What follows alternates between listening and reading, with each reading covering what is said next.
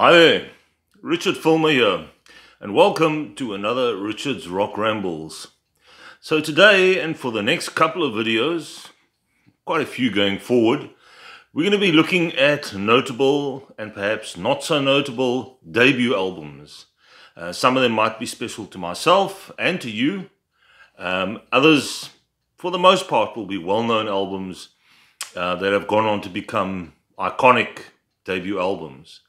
And the first one we're going to have a look at is, for me, in the top 5 of my debut albums of all time within the rock genre. In fact, I would go as far as to say that it's probably, for me, the top debut rock album there ever was. And what am I waffling on about? Led Zeppelin and their self-titled debut album, simply entitled Led Zeppelin. Absolute stone-cold classic. There is not a bad track on the album, in my humble opinion. So how did this album come together? How did the guys get together? Well, first of all, you had Jimmy Page, who had been part of the Yardbirds, and that band was kind of coming to the end of its days, and he needed to carry on with something else. And he really wanted to get his own band together that he could control, well, not control, maybe that's not the right word, but steer in the right direction.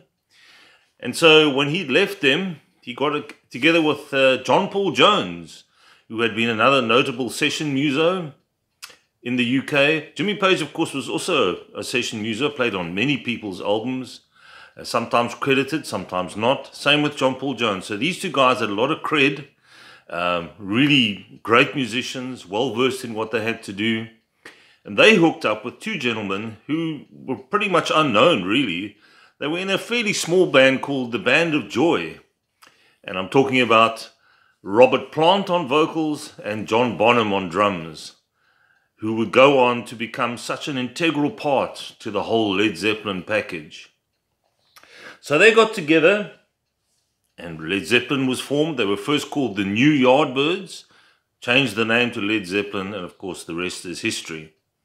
So the first album, simply titled Led Zeppelin, was released on the 12th of January 1969. Such a great year for rock. So like 69, 70, for me up to about 75 was when things really started to happen within the rock world. So in the States on the 12th of January 1969, and on the 31st of March it was released in the UK. So kind of strange that they were an English band, yet they were released first in the States and then in the UK. It just goes to show you how important the States was back in the day to get your foothold and to get people to know about you. I guess today it's pretty much still the same. It was recorded in Olympic Studios in London and produced by Jimmy Page. He would go on to produce pretty much all the rest of Zeppelin stuff, along with executive producer Peter Grant, who was also their manager, that larger-than-life character, became also an integral part of Zeppelin's entourage, and a big name in more than in one instance. And engineered by Glyn Johns. Andy Johns, his brother, was also a producer at the time.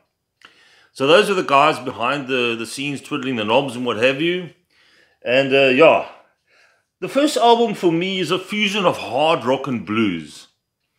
And it was a lot heavier than what had been done previously. It wasn't metal, but it had just such an impact. And it only took 36 hours to record over a couple of weeks. So that's pretty quick. But I think they all knew straight away that this was going to work. It said that when they got into the studio and they started to jam, or when they first jammed prior to the studio, they just started laughing because they could see, hey, this is the right fit. This is going to work. And you know, when that happens, it's very rare, but when it happens, it's amazing. So yeah, that was over the course of a few weeks. So let's show you this album, this fantastic debut album. And, you know, there's not many albums that I can listen to still, and it excites me the same way it did when I first heard it. Led Zeppelin 1 is definitely one of those albums. It just doesn't grow old. I can listen to it today and still get as excited as I did back in the day when I was a teen. I think I bought this when I was about 15, 16, way back when. And I was actually playing it last night just to, you know, refresh myself with it. And it's such a great album. Full of power, full of passion. Amazing lead breaks from Jimmy Page. Great riffs. So let's get into the album. First of all, that's the cover, that iconic cover, which they actually picked up a bit of flack about from the von Zeppelin family in Germany. Apparently they weren't very happy that Zeppelin were going to use this, but eventually they sorted it out and they were allowed to. So this is the 2014 remastered, reissued version, which comes with a bonus disc.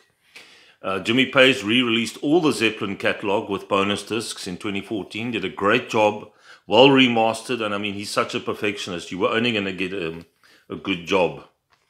So there's a shot of the guys in the early days: Jimmy Page, John Bonham, Robert Plant, and John Paul Jones, all fresh-faced and very young. So on this deluxe version, there you get another shot of the guys doing their sort of professional studio shots for the album and what have you, for tours. So show you, there's John Bonham with a very small kit back in the day. Jimmy Page and Robert Plant in the front, and just in the shadows you can see John Paul Jones. And there we go, there's a great shot of Jimmy in his jacket. Very young at that stage. I think they were probably all in the early 20s. The second disc is live at the Olympia, Paris, France, October the 10th, 1969, and they play the whole of the first album, which is great. So they were so confident in themselves that they just played the whole album. Also, I guess because they didn't have much else to play. I mean, they could have played covers, but Zeppelin was never going to do that. So let's go through the tracks. Good Times, Bad Times. What an amazing track to kick off an album.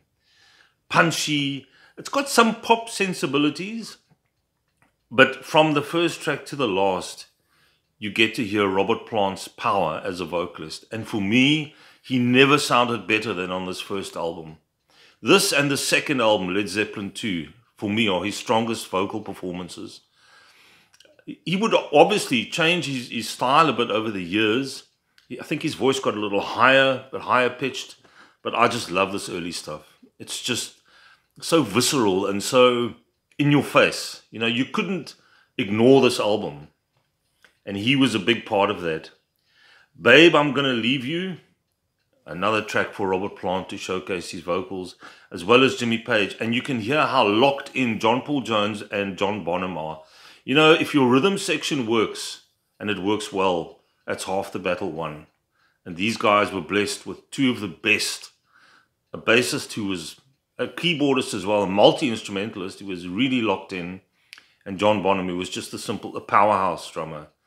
I mean, he didn't play drums, he destroyed them.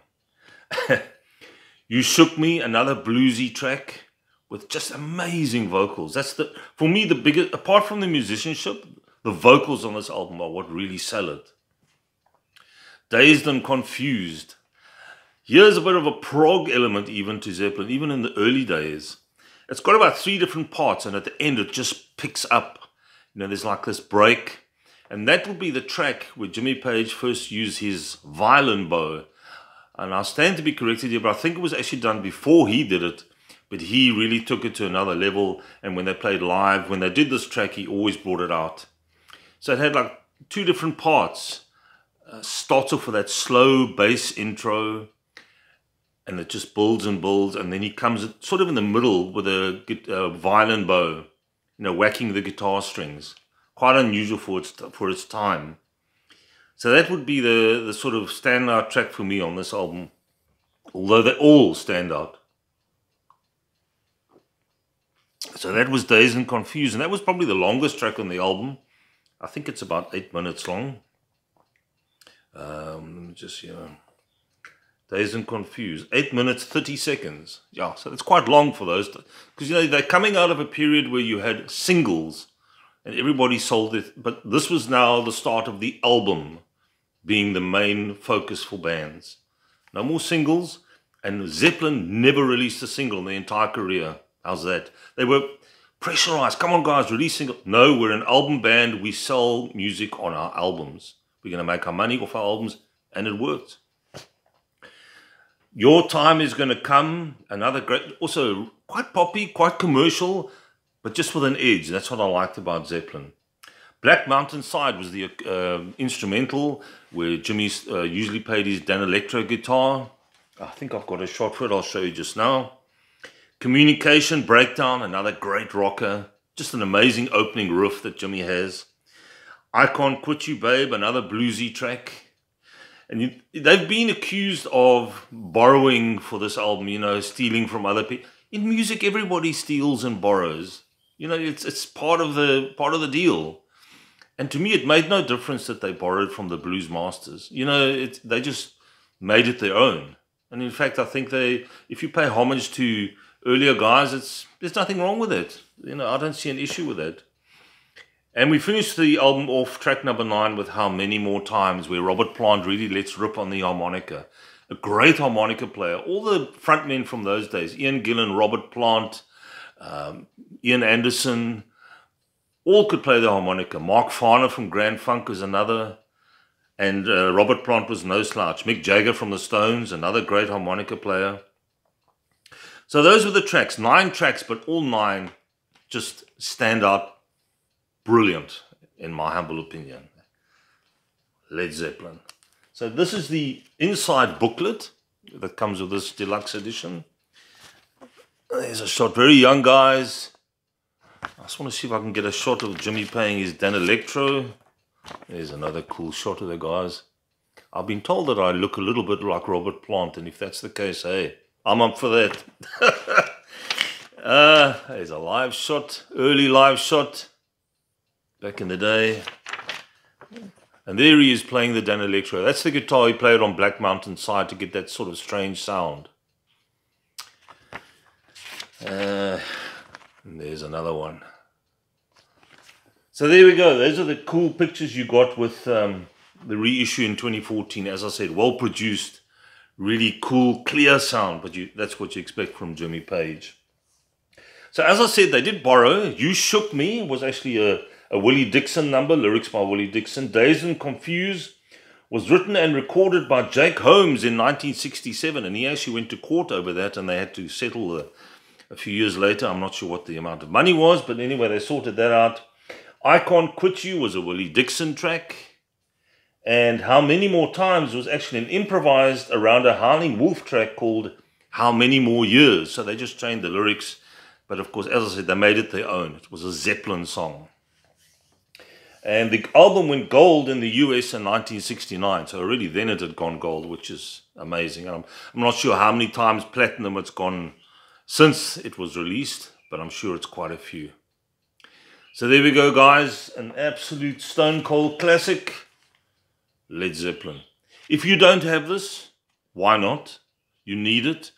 Any self-respecting rock enthusiast needs this in their collection.